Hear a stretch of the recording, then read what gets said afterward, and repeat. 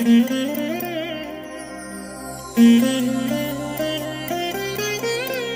దినం పరము నుండి దిగివచ్చు మాట, ఇది నీ జీవితానికి వెలుగుల బాట, నీ ఒడిలో ఉంచబడిన దీవెనల మూట, అద్భుతాల ఆనంద ఊట.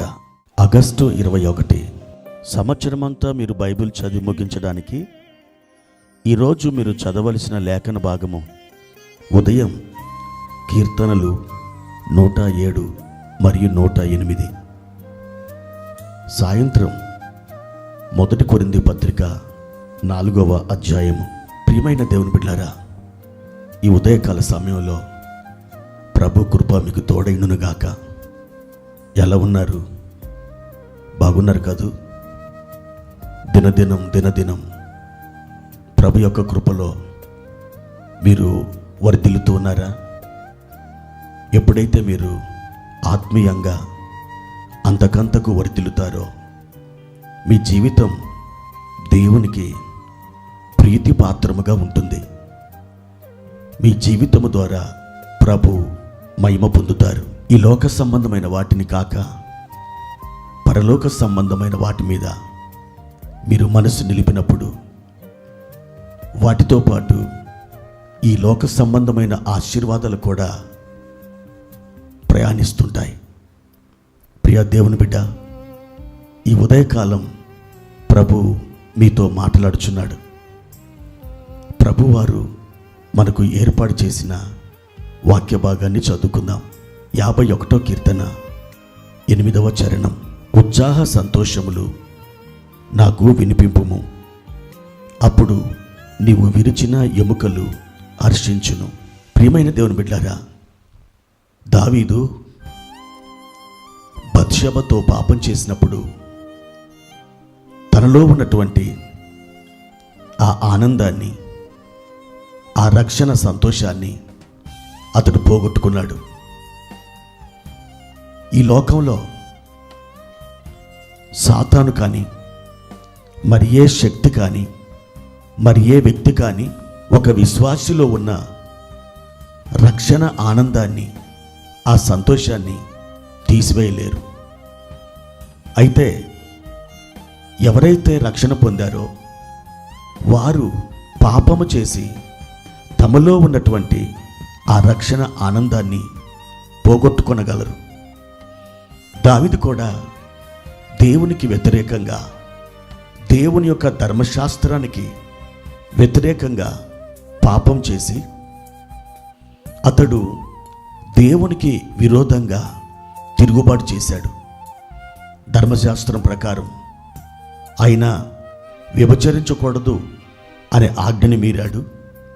తర్వాత నరహత్య చేయకూడదు అనే ఆజ్ఞను కూడా మీరాడు. ఈ విధంగా తన కుటుంబానికి ఒక శాపాన్ని తెచ్చిపెట్టుకున్నాడు. ఆ తర్వాత దావీదు కుటుంబం, దావీదు జీవితం ఎన్నెన్ని శ్రమల పాలైందో సమూయేలు గ్రంథంలో మనం చూడగలం.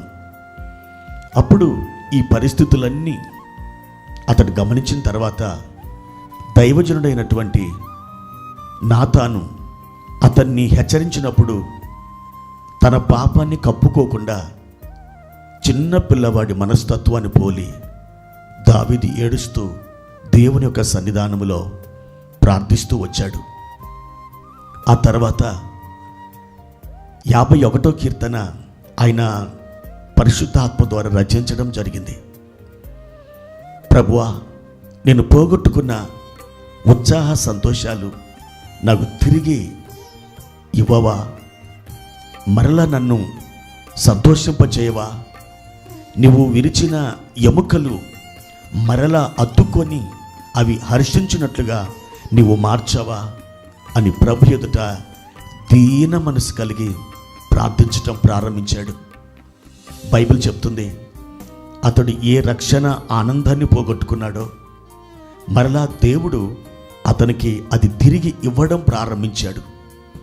ప్రియమైన దేవుని బిడ్డలారా, ఈ లోకంలో నీ డబ్బుతోని రక్షణను కొనుక్కోలేవు, ఆనందాన్ని కొనుక్కోలేవు, సంతోషాన్ని కొనుక్కోలేవు.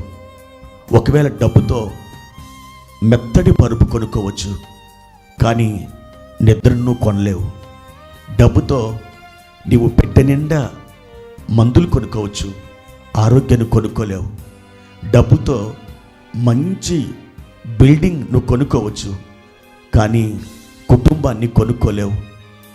డబ్బుతో నీవు మంది మార్బలాలని సంపాదించుకోవచ్చు, కానీ ఆత్మీయులని సంపాదించుకోలేవు. ప్రియ దేవుని బిడ్డ, డబ్బుతో మనం ఏమీ చేయలేం. అది కొద్ది వరకు మాత్రమే ఉపయోగపడుతుంది. దావీదు దగ్గర డబ్బుంది, బంగారం, వెండి. ఆయన ఒక చిటిక వేస్తే వేలాది మంది సైన్యాధిపతులు, సైనికులు, యోధులు పరిగెత్తుకుంటూ వస్తారు. కానీ ఆ మహారాజు దేవుని దగ్గర ప్రార్థన చేశాడు, దేవా, ఉత్సాహ సంతోషాలు నాకు లేవు నాయనా, అవి నాలో నుండి తొలగిపోయినాయి. నీ ఉత్సాహ సంతోషాలు నాకు తిరిగి దయచేయవా అని ప్రార్థన చేశాడు. ప్రభు అతడు అడిగిన దానిని తిరిగి ఇవ్వడం జరిగింది. ఈ రోజున ప్రియ సహోదరుడా, సహోదరి, నీకు ఉత్సాహ సంతోషాలు ఉన్నాయా?